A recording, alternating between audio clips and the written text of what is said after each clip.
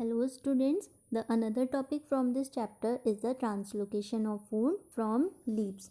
We know that plants synthesize their food by the process of photosynthesis, and this process of photosynthesis occurs in the green parts of the plant, that is in the leaves.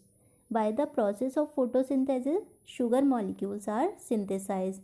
Now these sugar molecules should be transported in all the parts of the plant because all the parts of plant need nutrition.